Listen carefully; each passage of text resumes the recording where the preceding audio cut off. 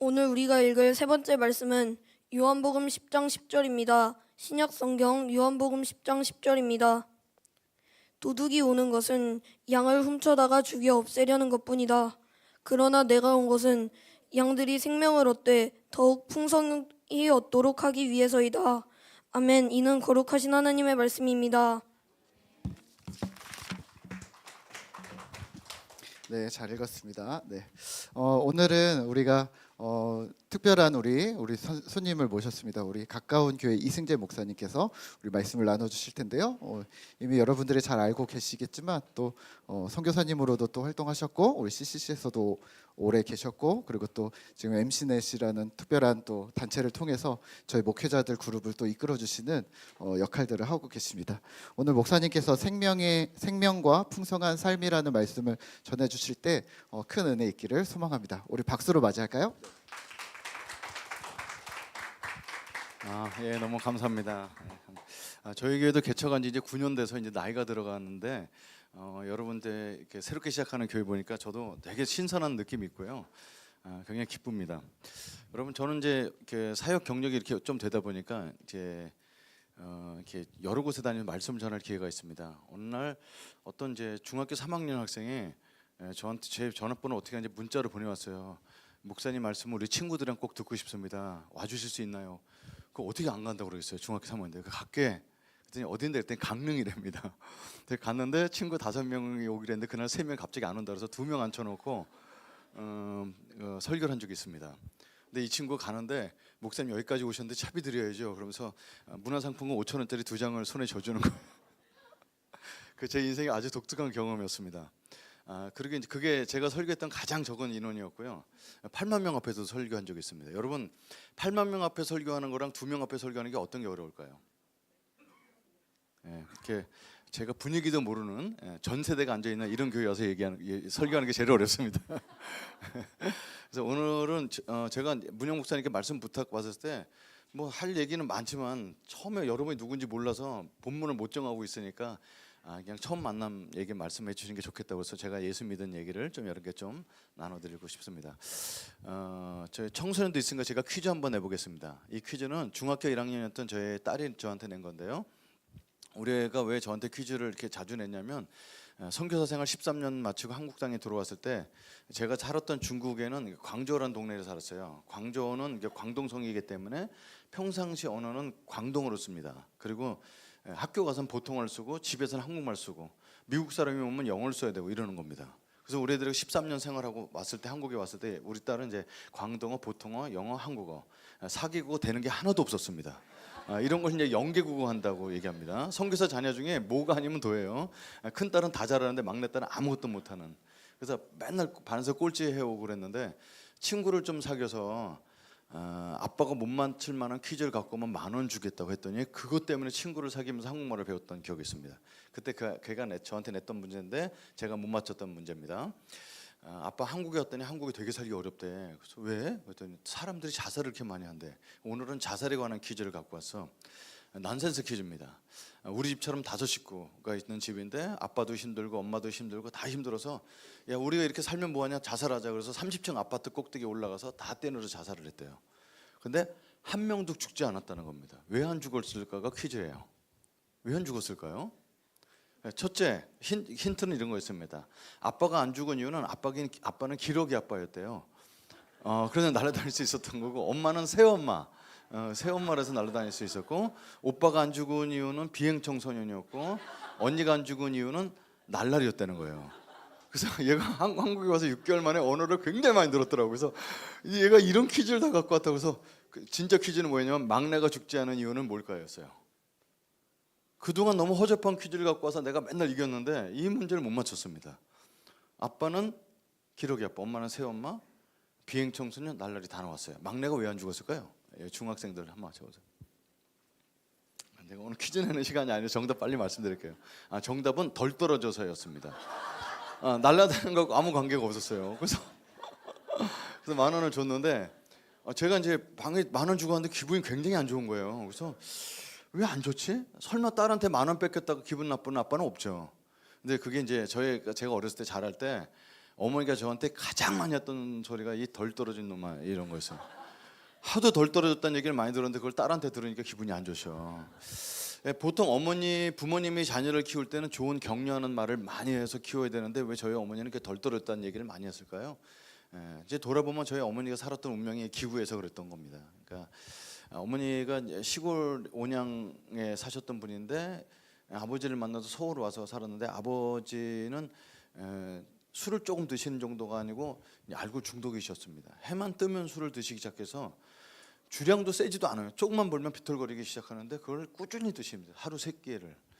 저희 아버님이 그렇게 살 수밖에 없었던 건 저희 아버지가 4대 독자신데 5살 때 부모님 다 돌아가셔서 혼자서 살면서 일제 강점기 때 청소년 시절에 일본에 끌려갔다 오시고 6.25 전쟁 혼자 겪으시고 어른이 되신 다음에 먹고 살 길이 없으니까 월남전 참석해서 돈 벌어오시고 그렇게 사셨어요. 그러니까 지금 보면 트라우마가 굉장히 많은 분이죠. 근데 그런 분이 저희 어머니를 만났는데 가정 생활이 안 되는 겁니다. 그래서 아버님은 가정을 너무너무 사랑하신 나머지 가정을 2개나 갖고 계셔서 저희 집에 어머니랑 살지 않고 딴 여자랑 살고 있는 아버지를 만나게 됩니다. 그러니까 저희 어머님이 얼마나 안 좋으셨겠어요. 그죠? 근데 그것도 모르고 이제 서울 시골에서 이 남자랑 힘 합치면 이 가정 하나 못 세우겠냐고 올라오셨는데 살기가 어려웠던 겁니다. 그리고 저보다 6살 먼저 태어난 누나가 있는데 그 누나는 태어났는데 소아마비셨습니다. 소아마비 정도면 그래도 생활할 수 있었을 텐데 보니까 아이가 이상해서 보니까 이제 정신 박약입니다. 생후 6개월 된 IQ를 가지고 돌아가실 때까지 사시니까 밥도 못 드시고 소대변을 다 그냥 받은 채로 싸면 26년을 그걸 키우셨으니까 저희 어머님이 이렇게 시골에서 올라오셔서 공장 다니면서 돈 벌어온 건 아버지 술값으로 그리고 남의 집 살고 있는 그 여자 사는 집으로 다 끌려 나가시고 돈을 안 주시면 그렇게 주먹질을 많이 하셨습니다. 그리고 이제 아들을 늦게 낳으셨는데 늦게 낳았던 이유도 아들 낳으면 돌아오실 줄 알고 절에 가서 머리 깎고 스님이 되셔서 3년 동안 스님 생활을 하셨습니다. 그러고 나왔다가 진짜 저희 어머니 말로는 부처님의 은혜로 5대 독자를 낳게 된 거죠. 그랬는데 이제 좋을 때는 아들을 좋아하지만 아버지를 보고 그냥 아버지한테 맞고 항상 이가 깨져 계시고 얼굴이 멍들어 계시는 어머님이 저한테 항상 제가 안성이신데요. 안성이치 집안은 더러운 놈의 시종자라고 맨날 그러셨어요. 그러니까 저는 태어나면서부터 자라면서 제 속에는 굉장히 더러운 게 많다 이렇게 생각을 하면서 그런 자아상을 갖게 됩니다. 저희 교회는 청년 7명으로 시작해서 지금 이제 신혼부부가 15쌍 딱 다 신혼부부들입니다. 최고령자가 40살 됐어요 올해. 목사님 저 올해 40이 됐습니다. 그래 나 올해 58이다 왜 약 올릴래 이렇게 얘기합니다. 그러니까 그렇게 신혼부부들한테 항상 얘기하는 것은 자녀들을 보는 앞에서 싸우지 마라. 그러니까 영혼이 많이 멍든다. 그러니까 어머니랑 아버지랑 싸우시면서 저희 하도 주먹질을 많이 하는 우리 아버지를 밑에서 자란 저는 가정을 가질 용기가 생기지 않고 이렇게 사람들 앞에 서서 얘기하는 거 이런 것은 꿈도 못 꾸고 이게 전형적인 회피형입니다. 지금 제가 이렇게 밝게 얘기하는 것 같은데 어려움이 생기면 이제 먼저 동굴을 찾는 이런 것들을 심리적으로 많이 보게 됐습니다. 그게 어렸을 때 이제 멍들어서 그런 건데 그러니까 희망이 하나도 없이 부처님의 아들로 사람들이 농담 삼아 부르는 썬부라고 불렀거든요. 썬오브 부다 부처님의 아들이란 별명이죠. 근데 그렇게 이제 불공을 들이면서 이제 살아서 희망은 하나도 없이 살고 중학교 졸업하고 공장 가는 친구들이 많았고 고등학교 졸업하고 공장 가는 친구들이 굉장히 많았습니다. 대학생은 저희 동네에 단 한 명도 없었습니다. 그러니까 공부 잘할 필요가 하나도 없는 거죠. 그런데 이제 인생에 저에게 도움을 주시는 형님을 만나게 됩니다. 그 아랫집 살던 형도 집이 굉장히 그런 집인데 그 형이 2대 독자라서 동생이 없어서 저를 동생 삼아 주십니다. 그래서 아버지한테 배워야 될 걸 그 형으로부터 많이 배우게 되죠. 그래서 중학교 3학년 때부터 담배를 하기 시작하고 술 먹기 시작하고 동네 형들이 가르쳐 주는 건 그런 거였어요. 그래서 이제 여러분 생각해보면 지금도 그럴 때 중학교만 넘어가도 애들 저쪽 구석에 앉아서 어른들이 버리는 꽁초 주워다가 담배 피고 쭈그리고 앉아 있는 모습이 얼마나 생각해보면 그게 부모가 돌보지 않는 애들 그룹 속에서 동네에서 살았으니까 그렇지 않나 싶은데 그 형이 이제 갑자기 고등학교 3학년 때 정신 차려서 공부해서 우리 동네에 역사상 최초로 대학생이 등장하는데 한양대학교 전기공학과를 합격해서 가게 됩니다. 그러니까 어마어마한 거죠. 고3 때 공부해서 그렇게 할 수 있는 게 아닌데 그리고 저희 집에 오셔서 책을 물려주십니다. 너도 공부해보라고. 그래서 이제 저는 그 형이 대학 간다는 게 말도 안 되는데 수능 보는 날 누구 거 컨닝했다 싶었어요. 공부란 전혀 모르는 형이었는데 근데 저한테 책을 펴서 이게 물려주는 책을 펴서 보여주는데 코피 흘린 데다마다 다 동그라미 적고 날짜를 적어놨더라고요. 그 코피를 1년에 4번을 쏟으셨던데 저한테 책을 물려주면서 1년에 코피 4번만 쏟으면 너도 대학 갈 수 있어. 이렇게 해서 그 책을 갖고 굉장히 눌렸습니다.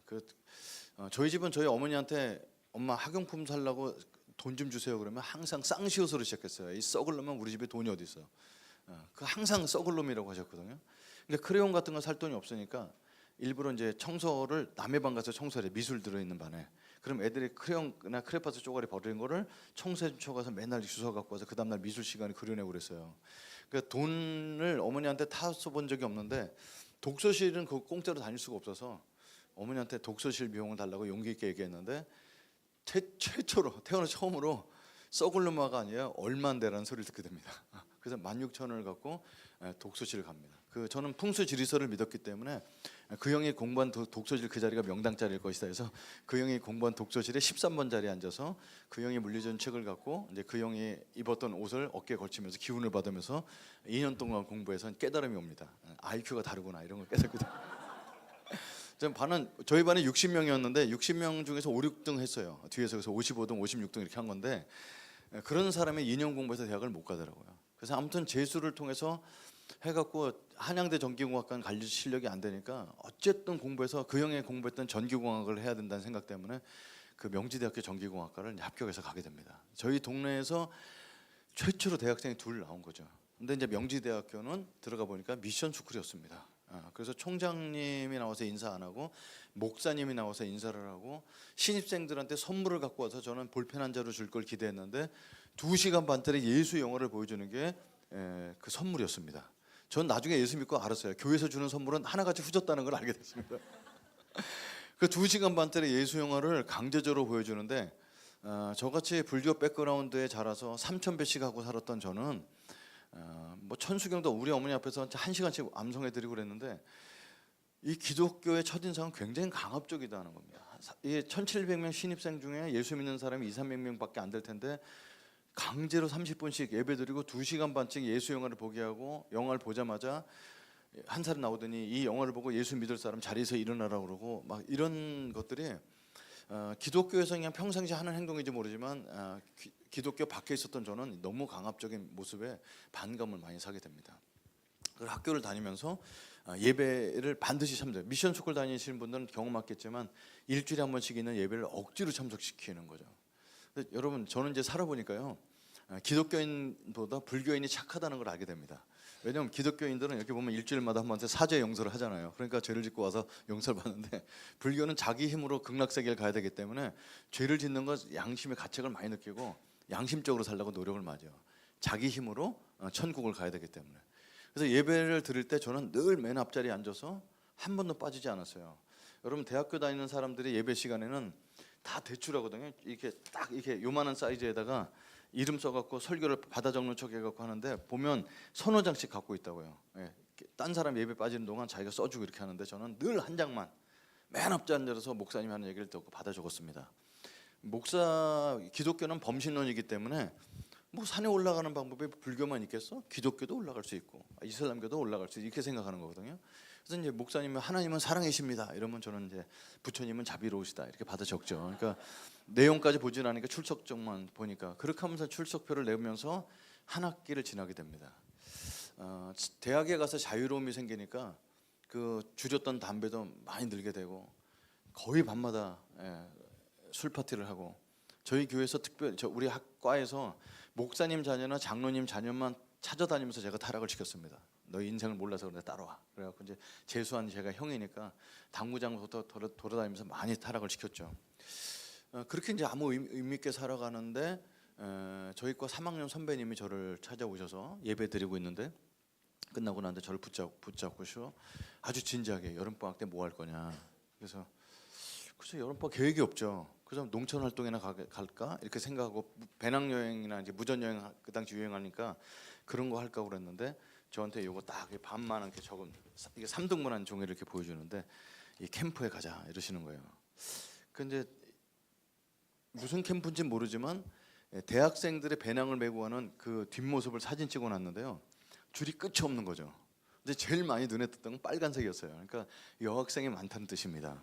그래서 이거 몇 명이나 모이는데요? 그랬더니 10,000명이 모인대요. 그래서 제가 공대 출신 아닙니까? 최소한 5,000명은 여학생일 것이라는 생각에 마음에 가기를 마음 먹습니다. 4박 5일 먹여주고 재워주는데 12,000원이라서 그 당시 12,000원 저한테 이제 돈이 없어서 이걸 이제 들고 가서 어머니한테 스님 시주 좀 부탁합니다. 저는 이제 돈 필요 없을 때 어머니를 스님이라 부르는데 이 썩을 놈아 돈이 어디 있어 그러시죠. 근데 사진 보여주면서 여기 가서 며느리감 데리고 오겠다고. 그랬더니 바로 치마를 걷으신 거기 비상금 1,000원짜리 12장을 셔서 캠프 비용을 완납해 주셨어요. 그래서 그걸 들고 그 다음날 학교 가서 완납을 하고 캠프 가서 이제 인기를 좀 끌려면 노래도 준비하고 해야 되잖아요. 그래서 이제 담배는 2각이면 충분하지만 손님 접대용으로 4각 더 사서 6각을 준비하고 소주 사갖고 가면 이제 사람 깔볼 것 같아서 혹시 저랑 또래가 비슷하신 분은 그 술을 아실 텐데 나폴레옹하고 캡틴 큐 이 2병을 이렇게 양주 2병을 준비해 갖고 노래 시키면 노래하려고 이제 앵콜송까지 윤수일의 아파트하고 내게 사랑은 너무써 이 2곡을 이제 열심히 노력해 갖고 갑니다. 근데 이제 갔는데 그게 무슨 캠프였냐면 CCC에서 하는 대학생 여름 수련회였어요. 그러니까 그게 이제 교회에서 하는 수련회인지도 모르고 간 거죠. 그래서 술을 꺼내서 분위기를 보여야 되는데 아침 6시 일어나서 큐티라는 걸 시키고 아침에 예배 갔다 오고 선택 특강 시키고 오후 예배하고 저녁 예배하고 저녁 자기 전에 기도하고 이러고 자는 거죠. 이게 하루 스케줄이 꽉 찼는데 제가 볼 때는 아침 저녁 때까지 계속 예배 드리는 거예요. 뭐 말만 달랐지. 그러니까 저를 힘들게 하는 건 뭐냐면 밥 먹기 전에 뭐 외워야지 밥을 주고 이런 게 너무 힘들었습니다. 그래서 야 기독교인들이 하는 거를 처음 참석해 보면서 이렇게 불편한데 사람들이 불편하다는 얘기를 하는 사람 별로 없고 기독교 두 번째 특징은 뭐냐면 시간을 더럽게 안 지킨다는 이런 거 있어요. 제에서 안 믿는 입장에 볼 때 11시에 취침했는데 목사님 설교가 11시 넘어서 끝나요. 근데 아무도 불평을 안 해요. 그리고 이제 숙소에 들어가면 11시 반에 자기도 바쁜데 그날 기도해야 한다고 하고 오늘 받았던 은혜 나누고 그럼 12시 반쯤 되는데 수도까지 씻으러 가면 10,000명이 줄 서 있는 거죠. 그렇게 불편한 생활을 하면서 사람들이 어떻게 식사 맛있게 하셨어요? 그런 가식적인 그 모습이 저한테는 되게 이상했습니다. 3일 동안 지나면서 아 여기는 나랑 맞지 않는구나. 그리고 이제 화장실에 들어가 담배 피우면 자꾸 밖에 두들깁니다. 형제님 여기서 담배 피시면 안 됩니다. 그래서 참 그 되게 불편한 생활을 3박 4일 하다가 아 나 여기랑 안 맞는구나 이런 생각을 가져봅니다. 그래서 저희가 3일 동안은 버틸 수 있었던 것은 진짜 여학생이 많았습니다. 그래서 이제 이렇게 명찰에는 대학교 이름은 안 써 있지만 이렇게 지역 이름이 써 있었어요. 신천지구에서 아 얘는 이화여대 뻔하죠. 그러면 이제 그 옆에 가서 이렇게 말도 걸어보고 맛있게 드셨어요? 그럼 아 맛있었어요. 맛있긴 뭐가 맛있어요? 수련회 밥이. 근데 맛있었어요. 잠은 잘 주무셨어요? 잘 잤어요? 그럼 아, 집 전화번호는 뭐예요? 그러면 아 그런 거 묻는 거 아니에요. 맨날 그랬지. 그렇게 이제 3일 동안 이제 지나면서 점점 기독교에 대한 혐오감이 깊어지고 아무리 예쁘고 정상적인 자매님이라 할지라도 기도 시간 되면 막 침을 튀고하면서 기도하는 그 얼굴 보는 순간 아 얘는 아니구나.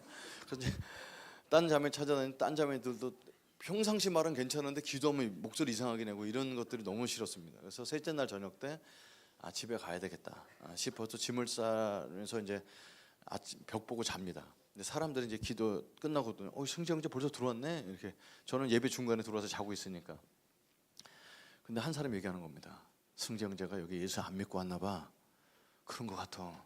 화장실 들어서 담배 피더라고. 그래서 나도 봤어. 뭐 이렇게 그러는 거예요. 그러면서 승재 형제를 위해서 기도합시다. 뭐 이런 얘기하는 거죠. 기독교의 세 번째 특징은 뒷담화. 그러니까 뒤에서 대얘기를 그렇게 많이 한다는 걸 알게 됩니다. 그래서 이제 아침에 일어나 갖고 이제 가방을 싸고 가는데 저를 지도했던 형이 저를 붙잡고 내일 가는 거다. 아니 저 오늘 갈랍니다. 안 맞습니다. 이제 가방을 열어서 술병을 보여주고 그래서 이제 허락 먹고 가는데 그 형이 이제 아주 진지한 얼굴로 제 팔뚝을 잡고서 얘기하는 거예요. 아, 그럼 가긴 가시는데 부탁이 있어요. 그래서 무슨 부탁인데요? 그랬더니 굉장히 진지해서 나는 뭐 돈이라도 달릴 줄 알았어요. 근데 무슨 부탁을 하냐면 기도해드려도 될까요? 이렇게 되게 어렵게 부탁하는 거여서 아 기도하세요. 그럼 뭘 내가 기도한다고 죽겠어요? 그런데 이 형이 혼자 저를 붙잡고 기도해 줄 줄 알았는데 그때 20명 같이 자고 있었거든요. 거기다 광고를 하는 거예요. 여러분 승재 형제가 수련회 오늘 마지막 날인데 집에 간다고 합니다. 이 형제를 위해서 기도해 주실 사람은 앞으로 나오시기 바랍니다. 20명이 다 나오는 거 있죠. 그때 할렐루야 기도원에서 기도해서 사람 때려 죽이고 이런 게 뉴스에 날때려서 살짝 겁이 났습니다. 근데 때리진 않고 손잡고 막 얼마나 소리 지르고 기도해 주는데 그 부처님은 귀가 크세요. 그래서 속으로도 들으시는데 이거 하나님은 보청기가 필요한지 얼마나 소리 지르는 거예요. 그래서 이제 막 소리 질러 기도하다가 내 왼손 잡은 형이 이제 기도해 주면 집에 가면 된다 생각하는데 이 형이 뭐라고 얘기하냐면 승재 형제 오른쪽에서 돌아가면서 기도하겠습니다 이러는 거예요. 이제 길어지게 생겼는데 기독교의 네 번째 특징은 뭐냐면 몰상식입니다. 제가 집에 간다고 허락을 받아서 집에 가는 저를 위해서 기도해 주는데 그럼 뭐라고 기도해 주나요? 집에 안전하게 잘 가고 버스 잘 타고 이렇게 기도하잖아요. 근데 이 사람들 기도한 내용 들어보니까 지금이라도 마음 고쳐먹고 남게 달라고 기도하는 거죠. 그러니까 그거는 나한테 얘기할 때 형제 남아봐 이렇게 하고 하나님 이렇게 부탁을 해야 될 텐데 나보고는 집에 가라고 그러고 하나님께 남게 달라고 기도하니까 소통이 안 되는 종교죠. 그런데 돌아가면서 이렇게 기도를 해서 시간 좀 길어졌는데 내 왼손에 잡고 손 잡고 있는 형이 이제 마무리 기도하면 좀 집에 가면 되죠. 기독교물 3일이나 먹어서 제가 아는데 근데 이 형이 이제 기도를 안 해서 이렇게 보니까 눈물을 뚝뚝뚝뚝 흘리고 있습니다. 막 우는 거예요. 여러분 예수님 안 믿는 대학생 1학년짜리가 이렇게 이해가 안 되는 거죠. 그럼 내가 집에 간다는데 왜 울지? 이렇게 그게 이해가 안 되는 거죠. 그 당시 그러면 너무 감동이야 이런 게 아니고 제 입에서 나온 얘기는 이 병신 왜 울어 이렇게 그랬어. 이게 너무 이렇게 왜 우는 타이밍이 안 맞으니까. 근데 저희 어머님이 평생 초등학교도 안 다니셨던 저희 어머님이 저한테 늘 강조하셨던 건 뭐냐면 승재야 뭐 아버지 술주정뱅이지 눈 하나 있는 거 병신이지. 우리 집 이렇게 가난해도 사람의 인생은 똑바로 살아야 된다. 어떻게 똑바로 사는 거냐? 절대로 남의 눈에 눈물 나게 하면 안 돼. 네 눈에 피눈물 난다. 이게 우리 어머니의 유일한 가르침이었는데 이 사람이 나 때문에 울고 있으니까 마음이 굉장히 불편했어요. 그래서 우는 형한테 울지 마요. 그 남으면 될 거 아니에요. 그랬더니 20명이 주님께 영광의 박수 돌린다가 너무 좋아하는 거예요. 그런데 지네들끼리 하는 얘기 들어보니까 주님께서 응답하셨어요. 응답 내가 해줬거든요. 근데 주께서 응답하셨다고 그런 거죠. 그러니까 제가 드리는 말씀은 청소년도 있어서 이런 얘기를 드리는데 이렇게 우리가 생각하는 기독교는 아주 정상적으로 사람을 위해서 기도해주고 그렇게 하는데 안 믿는 사람이 볼 땐 되게 이상해 보일 수 있다는 겁니다. 그래서 그 사람들한테 나는 이제 밥 먹기 전에 외우는 것 좀 안 외우게 해달라. 그다음에 밥 먹은 다음에 담배 피는 거 이해해달라. 예배는 내가 알아서 가겠다. 그 세 가지 약속을 받고 하루 더 남기로 했습니다. 그래서 낮에 돌아다니고 산에 올라가서 송사리나 발로 차고 이렇게 돌아다니면서 예배를 전혀 안 드리고 있다가 저녁 때가 됐는데 깜깜한데 사람들 다 예배 들어갔는데 이렇게 강의실에서 자고 있었는데요. 깜깜한 거예요. 불이 안 들어와요. 다 전기를 내려놓고 가갖고 있는데 살짝 무섭더라고요. 그래서 찬양하는 데 가기 싫어요. 모르는 노래를 그냥 부르고 있으니까. 근데 찬양 끝날 때쯤 그냥 뒤에 가서 조용히 앉았어요. 설교하는데 그 10,000명이 앉아 있으니까 맨 뒤에 앉아 있으면 사람 누군지 몰라요. 그리고 옛날 때 조명이 없으니까 설교하시는 분 위에만 백열등 달아놓고 뒤에 깜깜하거든요. 뒤에 앉아서 설교 시간만 1시간 반 정도 때우다가 집에 가면 되겠다고 앉았는데 3일 동안 한 번도 들리지 않았던 설교가 들리기 시작하는 겁니다. 지금도 쟁쟁합니다. 모든 사람은 죄인입니다. 모든 사람은 죄인입니다. 죄의 값은 사망입니다. 21세기 과학이 발달했다고 천국과 지옥이 없다고요. 천국과 지옥은 분명 있습니다. 과학자들이 하나님께 돌아오고 있습니다. 생물학자들이 하나님께 돌아오고 있습니다. 왜냐하면 학문의 끝에서는 하나님을 만나기 때문입니다. 성자일수록 마음이 깨끗한 사람일수록 참회록을 씁니다. 왜냐하면 우리 양심이 우리가 죄인인 것을 말해주기 때문입니다. 이게 제가 38년 전에 들었던 아주 기억에 남는 대목입니다. 저랑 별로 관계없는 얘기였습니다. 불교도 죄가 있습니다. 그래서 불교는 죄를 어떻게 쓰냐면 4월 초파일 날 석가탄신일 날 미꾸라지 같은 거 10마리 살아있는 거 사다가 시냇물에 파주면서 1년 동안 육식한 거 소고기 먹고 돼지고기 먹고 이렇게 용서를 받는데 그렇게 해서 죄가 용서 안 되죠. 그건 제가 너무 알죠. 근데 기독교도 왔더니 죄 얘기하는데 그래서 어쩌라고 이렇게 이러고 있는 건데 그 사람의 논리가 저를 감동시킨 게 아니라 이제 성령의 감동이죠. 지금 생각해 보면 여러분 우리 안에는 이렇게 믿음이 있어요. 믿음은 어떻게 생기냐면 로마서 10장 17절에 의하면 그리스도의 말씀을 들음으로 시작되거든요. 근데 제가 언제 그리스도 말씀 들었을까요? 3일 동안 밥 먹을 때 뭐 외워했지. 듣기 싫은 설교 좀 9번이나 예배를 드리지. 저같이 예수 안 믿는 사람은 기초반이라는 데 가서 성경 공부를 해야 되는데 거기 보면 매주 예수님 누구인지 그걸 매 일과 이가마다 공부하는 거예요. 그냥 억지로 답수가 하나도 안 들어온 것 같은데 내 속에 아주 겨자씨의 100분의 1만한 믿음 같은 게 생기는 거죠. 그게 그리고 사람들이 와서 예수 믿은 간증을 하는데 앉아서 들을 때마다 저 거짓말, 저 거짓말. 근데 너무 거짓말이 생생하게 이렇게 공통점이 있는 거에 마음속에 이제 뭔가 절대자가 있을지 모른다는 의심 섞인 게 있는 거예요. 그게 이제 그것도 믿음이거든요. 근데 그날 밤에 모든 사람은 죄인입니다 하는데 성령께서 내 있는 믿음을 자극하는 거예요. 왜 그렇게 표현하냐면 그날 밤에 제가 예수님을 믿을 수 있는 조건이 하나도 안 되는데 그날 밤 내가 어떻게 예수를 믿었을까를 나중에 많이 제가 신학적으로 조명해봐서 이렇게 생각하는 거죠. 여러분 우리 안에도 여러분 이제 모태신앙인 사람들은 저처럼 극적으로 예수님 안 믿었지만 교회 다니면서 하나님 계시다는 거 알아요. 뜨겁질 않아서 그렇지. 근데 믿음이 우리 안에 있을 때 성령께서 우리의 믿음을 자극하면 우리 안에 일어나는 믿음이 하는 역사가 있어요. 뭘까요? 아무리 작은 믿음이라도 믿음이 역사하는 게 있다고요. 믿음의 작용. 믿음이 우리 안에서 가장 강력하게 역사하는 것은 뭐냐면 우리가 죄인인 걸 가르쳐 줍니다. 여러분 믿음이 우리를 목사를 만들고 선교사를 만드는 것 같은데 그거는 두 번째 문제고 믿음이 우리가 죄인인 걸 알려줘요. 그게 절대자란 분이 있으니까 그 앞에 설 수 없다는 걸 깨닫게 해주는 거죠. 믿음이. 그래서 로마서 5장에서도 그렇게 우리가 죄인 되었을 때 우리가 찾아오신 예수님 얘기하는데 사도 바울은 계속 하면서 죄에 대한 자극을 얘기하면서 결국은 그리스도의 삶조차 나의 힘으로 할 수 없다는 걸 로마서 7장에 오호라나는 공고한 사람, 불쌍한 사람이라고 고백하는 것은 하나님을 알고 믿음이 크면 클수록 내 존재가 하나님 앞에 더 드러나기 때문에 죄인인 걸 깨닫게 되는 겁니다. 저는 그날 그런 논리는 없었지만 이게 이제 마음이 너무너무 불편한 거죠. 기독교에서 말하는 죄랑 나랑 관계가 없다고 생각하는데 여기서 이제 속에 숨겨놨던 완전 범죄로 생각했던 죄가 가라앉아 있던 게 떠오르는 겁니다. 저는 술 담배 하거나 사람들 좀 괴롭히고 이런 걸 그렇게 죄라고 생각하지 않았어요. 뭐 서로 친구끼리 치고받고 또 싸울 수도 있지. 그리고 아버지를 저는 한 번도 아버지라고 부르본 적이 없고 항상 그 새끼라고 불렀는데 뭐 그 생각해 보면 진짜 아버지에 대한 잘못된 그 태도기는 했지만 아버지가 집에 오는 것조차 싫고 그런 삶을 살았기 때문에 그 아버지에 대한 미안함 같은 뭐 이런 것들은 없었습니다. 근데 이제 바닥에 어떤 게 깔려 있냐면 우리 장애인 누나에 대한 미안함. 그러니까 아버지가 고등학교 1학년 때 오셔서 어머니를 때리면서 또 돈을 뺏어 가시려는데 어머니는 점점 세지시죠. 여자들은 점점 세지고 아버지는 평생 술밖에 안 드시니까 팔 두께랑 다리 두께랑 똑같으세요. 배만 볼록 나오고 알코올 중독자들이 다 그렇게 생겼거든요. 이게 힘이 안 드시는 거야.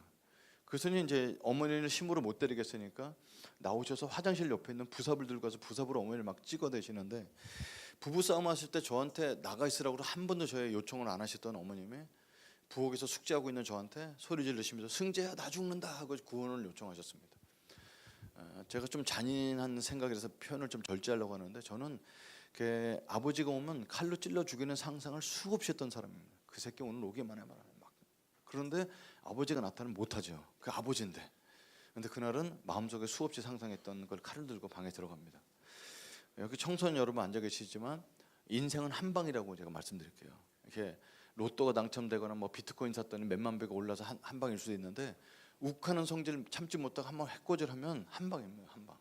그날 저 한 방하러 들어갔는데 그렇게 저를 구원 요청하시던 어머님이 칼 들고 있는 제 뒤에서 숨으실 줄 알았는데 저한테 달려드셔서 승지야 내가 병신 누나 보고 살겠냐 술주정뱅이 아버지 보고 살겠냐 너 하나 잘 되라고 참고 있는데 네가 사고 치면 되겠냐면서 피 흘리는 얼굴로 제 손을 많이 붙들고 막 부들부들 떠시면서 우시는 겁니다. 그래서 칼을 아버지 배가 아닌 장롱에 꽂아놓고 나갑니다. 그래서 제 인생에서 가장 긴 밤을 보냅니다. 그래서 집은 안 들어가고 바깥에 돌아다니다가 아침 7시까지 해 뜰 때까지 기다렸다가 엄마 아빠 나가는 걸 보고 이제 방에 들어가서 어제 숙제했던 거 마무리하고 내가 도시락 싸고 마당에 가서 세수하고 방에 들어갔는데 저희 바보 누나는 장난감이 없으시거든요.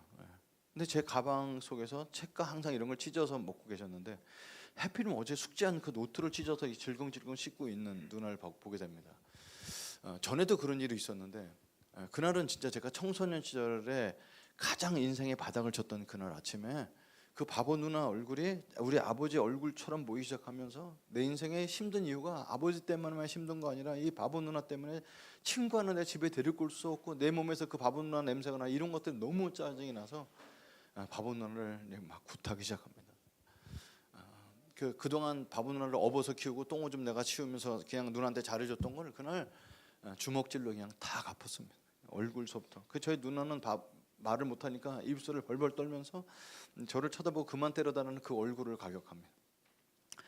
그리고 이제 학교 갔다가 와서 이제 금요일 날 저녁 때 누나를 이제 목욕 일주일에 한 번 시켜야 되는데 어머니가 밤 10시 오시니까 9시 반쯤 물을 끓여놓고 기다리는데 이제 목욕 시키려고 옷을 벗겨놨는데 보니까 가슴과 등허리와 팔뚝에 시커먼 자국이 너무 많은 거예요. 저희 누나는 평생 햇볕을 본 적이 없어서 방에만 갇혀 지냈으니까 몸이 피부 색깔이 하얗다못해 투명한데 거기에 내가 때리고 꼬집은 자국마다 너무 새카맣게 먹는 거예요. 파란색이 아니고 시커먼 색이었습니다. 이거를 어머니한테 들키면 안 된다는 생각에 어머니 오기 전에 얼른 물로 목욕시키고 옷을 입혀놓습니다. 그리고 어머니한테 목욕시켜놨다고. 그리고 그 다음 주도 한 6주 동안 목욕시키면서 먹는 자국이 없어질 때만 기다리는 겁니다.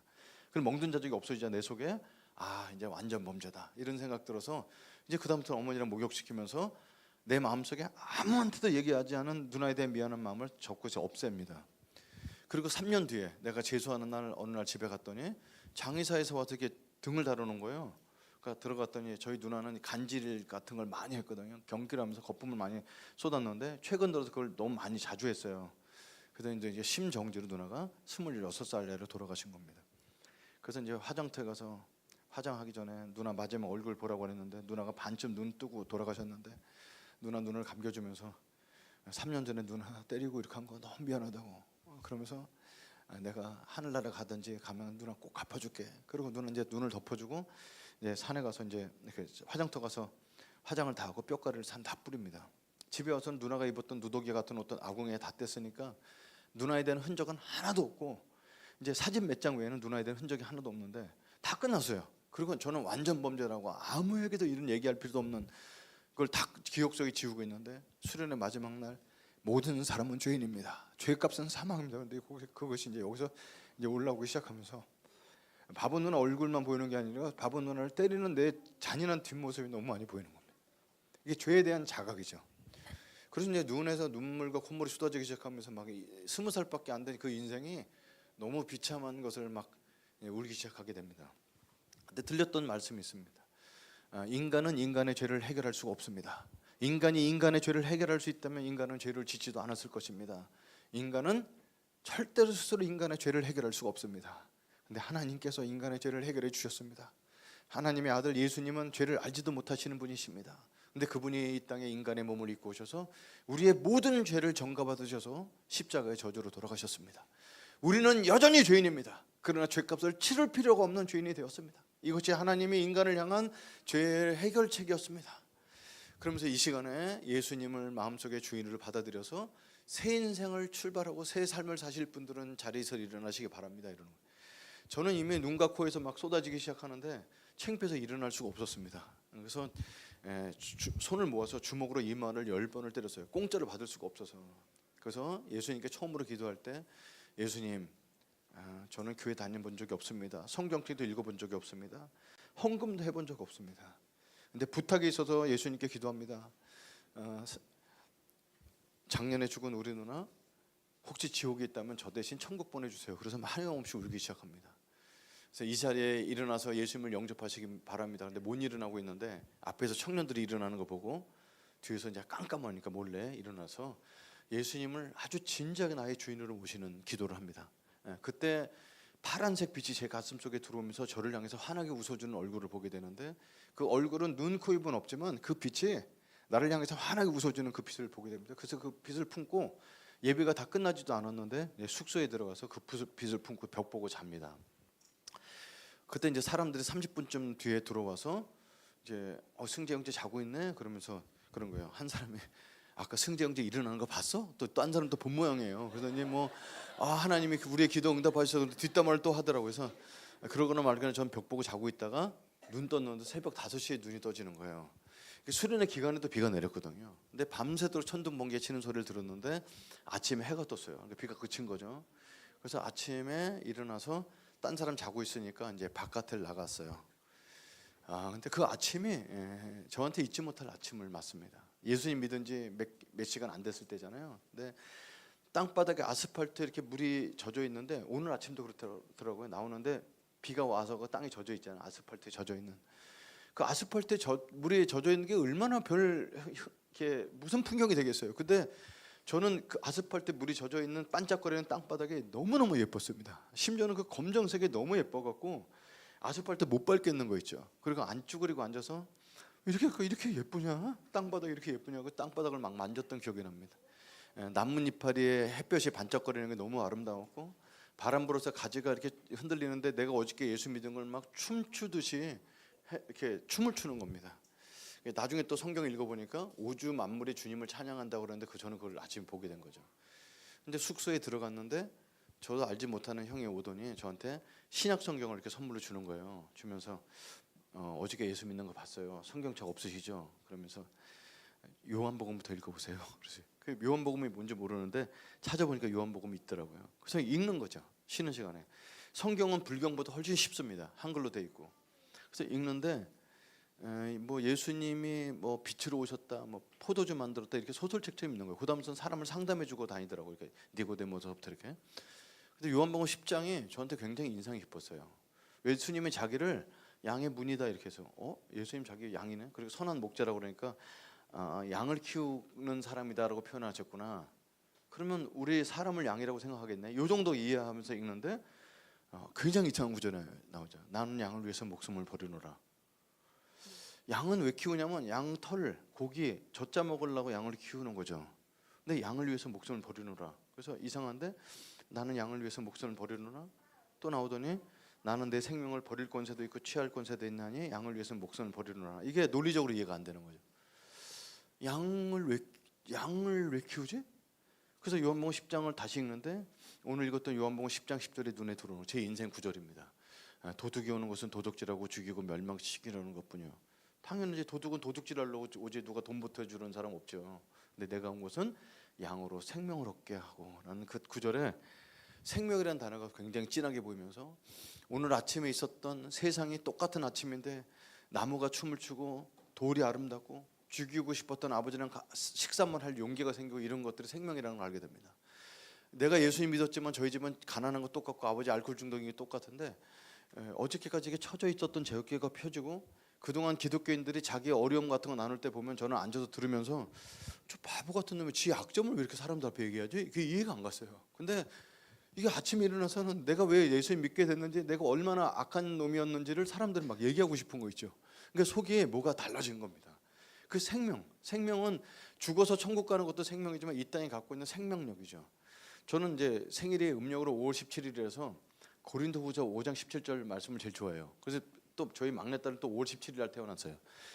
그런즉 누구든지 그리스도 안에 있으면 새로운 피조물이라 이전 것은 지나갔으니 보라 새 것이 되었도다. 그래서 새 것이죠. 전 그게 되게 좋은 거거든요. 안성희 씨 집안에 들어온 시종자가 아니라 마태복음 1장을 누가 누굴 낳고 누가 누굴 낳고 하면서 막 눈물이 막 나는 거예요. 이게 은혜가 되는 구절이 아닌데 나는 하도 우리 집안에 알코올 중독 집안이라고 하도 듣고 자라서 내 피가 더럽다고 생각하는 게 바다에 깔려 있는데 누가 누굴 낳고 누가 누굴 낳았는데 내가 아브라함의 자손이라는 게 그렇게 감격스러웠어요 저는. 근데 그런 완전 새로움을 다는 거 되게 좋아서 예수님을 믿게 됐는데 예수님 믿다 보면 이제 안 그럴 때도 있잖아요. 보니까 그리스도 예수 안에 있으면 그러니까 예수 믿는 사람들 가운데서도 우리가 그리스도 밖에서 그냥 하나님 없이 살면 예수 안 믿는 사람이랑 똑같은 거죠. 그래서 내가 그리스도 안에 있어서 생명을 얻겠다는 걸 깨닫게 됩니다. 그리고 예수님이 이 땅 오신 목적은 생명을 얻게 하고 더 풍성히 얻게 하려면 그래서 풍성한 삶을 위해 오신 거죠. 여러분 이제 이 자리에 계신 분들도 다 풍성한 삶이 달라요. 뭐 여기 청소년 여학생 같은 건 눈도 커지고 예뻐지고 키도 크고 뭐 이렇게 되면 그것도 풍성한 삶일 수 있고 형제가 남자애들 키가 커지는 거 어떤 사람은 이렇게 진짜 너무 가난해서 돈을 버는 것도 생명 풍성한 삶일 수 있고 부모랑 관계가 끊어졌는데 다시 화해하는 것 풍성한 삶일 수 있습니다. 근데 저한테 풍성한 삶은 아주 심플했습니다.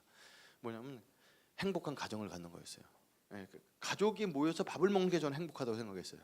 아버지는 항상 딴 여자랑 밥 먹고 계시고 제가 밥 먹는 동안 엄마는 밥 오느라 밥을 먹고 있고 내가 밥 먹고 나면 반찬 찌끄럽게 나면서 어머니가 혼자서 비벼서 드시고 이게 평생의 삶이라서 저는 행복한 가정을 갖고 싶습니다. 행복한 가정은 돈 이런 것보다도 가족끼리 같이 한 상에 둘러앉아 밥을 먹는 겁니다. 이게 제 인생의 첫 번째 기도 제목이었습니다. 근데 제가 책을 읽어보니까 저처럼 깨진 가정에서 자란 사람은 가정을 이루기 어렵다. 아버지가 어머니를 때리고 보고 자란 친구는 사람은 결혼했어도 아내를 반드시 때린다는 거예요. 10명이 10명. 이건 무서워요. 가정을 갖고 싶어 가졌는데 이래서 아버지가 엄마를 때렸구나 때리는 아버지가 되는 것이 너무 무서웠죠. 그래서 이제 CCC 동아리에서 이제 제일 믿음이 좋은 누나가 있습니다. 그 누나는 많은 사람 상담해 주는 사람이라서 그 누나한테 가서 내 고민을 얘기하고 내 환경을 알고 이해될 만한 자매님 하나 소개해 달라고 계속 조릅니다. 근데 누나가 CCC는 연애하는 곳이 아니라고 소개를 안 해줘요. 그래서 계속 그랬더니 기도해 볼게. 그래서 나는 이제 해주시겠구나 그랬는데 알고 봤더니 기독교 용어로 기도해 볼게는 안 된다는 뜻이었어요. 근데 그걸 모르고 이제 계속 기다렸는데 하도 제가 불쌍한 이제 한 자매를 소개해 주세요. 저랑 같은 학년. 근데 그 자매는 왜 나왔을까요? 어머님이 전도사님이고 아버지가 기독교 편집국장이야. 잡지에. 그러니까 믿음이 좋으니까 저를 끌어올려 주려고 나왔죠. 근데 남자 여자가요 자주 만나니까 서로 사랑하게 돼요. 그 자매도 첫사랑이고 저도 첫사랑이라서 진짜 뜨겁게 사랑을 했습니다. 근데 그 자매는 저보다 더 사랑하는 게 있었어요. 그건 미국 유학이었습니다. 근데 어느 날 토플 점수가 높게 나오더니 미국 가면서 나 미국 가서 공부하는 동안 기다려달라고 부탁을 합니다. 그 기다려야죠. 사랑하는 자매가 미국 가는데. 그래서 얼마나 공부할 거냐니까 짧으면 7년 길면 10년 한대요. 그래서 이런 건 기다리면 안 되겠구나. 그래서 그 자매를 보내주게 됩니다. 그리고 이제 학교 갔는데 이제 삶에 낙이 없는 거예요. 그랬더니 그 누나가 부르더니 사내 자식이 이렇게 기운이 없냐. 그랬더니 그럴 줄 알고 한 명 더 준비했어. 그래서 이제 소개해 줬는데 그 자매는 집이 너무 부자라서 안 맞아요. 여러분 그 80년대에 학교에 총장님도 안 타고 오는 그랜저를 몰고 오는 자매였어요. 그러니까 집이 너무 부자죠. 그러니까 안 맞아요. 그리고 제가 대학 졸업한 다음에 CCC 간사가 됐는데 그 누나가 한 명 더 소개해 준 게 전도사님을 소개해 줍니다. 총신대학교 다니는 자매를. 뭐 신앙도 좋고 얼마나 좋아요. 근데 이 자매는 내가 중국 선교사가 꿈이라니까 뒤로 넘어가는 거야. 자기 선교 못 한대요. 그래서 하나님이 나를 배우자를 주셨는지를 금식기도회마다 가보겠다고 해서 금식기도원 들어가서 월요일 아침부터 금요일 저녁 때까지 15끼를 금식하고 나옵니다.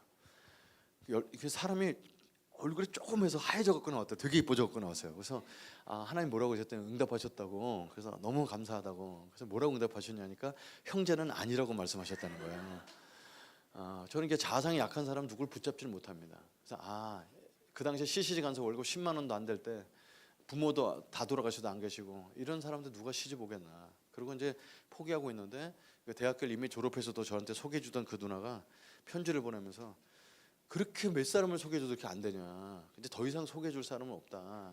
그러면서 혹시 나는 어떠냐 이렇게 편지의 끝말에 쓰셨어요. 그래서 그 누나랑 결혼해서 33년째 살고 있습니다. 네. 왜 이때 박수를 치시나요? 제가 예수 믿을 때 박수를 치셔야지. 그래서 이제 그 보통 사람은 결혼하면 과거의 여자를 숨겨야 되는데 저는 숨길 필요가 없어요. 모든 원인을 그분이 제공해 주셨기 때문에. 근데 결혼하자마자 바로 행복하냐? 그렇진 않죠. 4대째 믿는 집안의 장로님 딸과 불교 집안에서 자라온 제가 문화적인 충돌이 일어나고, 그리고 저는 사람들 앞에 굉장히 친절한 사람인 줄 알았는데 가장 편한 사람 앞에서는 우리 아버지 어머니가 썼던 용어를 쓴다는 것을 발견하게 됩니다. 이걸 심리학적으로 모국어라고 얘기합니다. 어릴 때 자랄 때 부모님이 나한테 해줬던 얘기, 부모님끼리 썼던 용어들. 그래서 이렇게 조금 흥분하면 우리 아버지 목소리가 나오는 걸 보고 아내가 많이 놀랬죠. 그래서 잘못된 표현을 쓸 때마다 그거 다시 말씀해 보세요. 거기다 이제 말을 다시 배우게 됩니다.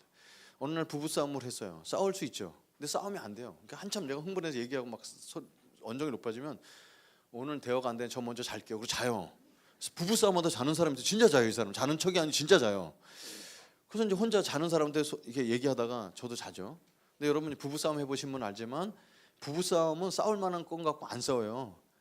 제정신 들어보면 싸울 거리도 아닌 거 갖고 싸우거든요. 그래서 아침에 일어나서 여보 어저께 내가 괜히 흥분해서 미안해요 이렇게 얘기 잘못했어요. 그러면 잘못한 건지 아셨어요? 뭘 잘못했는지 10가지 써오세요. 그럼 항상 이게 써가서 검사를 많이 맡았어요. 제 누님이다 보니까.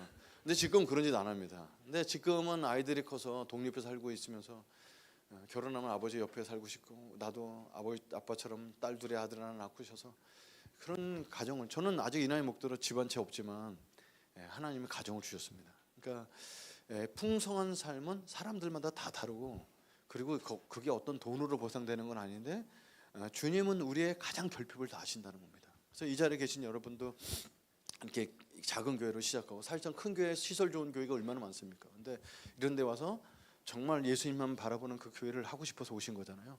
그래서 여러분 딴 거보다도 여기서 무슨 이 교회가 얼마나 커져갖고 뭐 부흥되고 이런 욕심 내보다는 참된 부흥은 예배당이 사람으로 차는 것이 부흥이 아니라 각 개인이 예수 그리스도의 영으로 충만한 것이 부흥입니다. 그래서 끝까지 하나님 처음 시작하는 이 초심 잃지 않고 끝까지 예수님 붙들어서 여기 이 교회 오는 사람들마다 예수님 만나서 생명과 풍성한 삶을 마음껏 누리는 교회가 되기를 간절히 축원합니다. 이 시간에 같이 한번 찬양하겠습니다. 기도하겠습니다. 같이 오늘 제가 이야기를 많이 했는데 혹시 들으시면서 죄의 자각과 나의 풍성한 삶과 이런 것들이 자극이 된 부분이 있다면 하나님 내게 생명이 충만하게 해주시옵소서. 그리고 제게도 풍성한 삶을 날마다 맛보며 그것을 이웃에게 증거하는 사람 될 수 있도록 축복해 달라고 같이 한번 우리 자신을 위해서 기도하는 시간 갖겠습니다.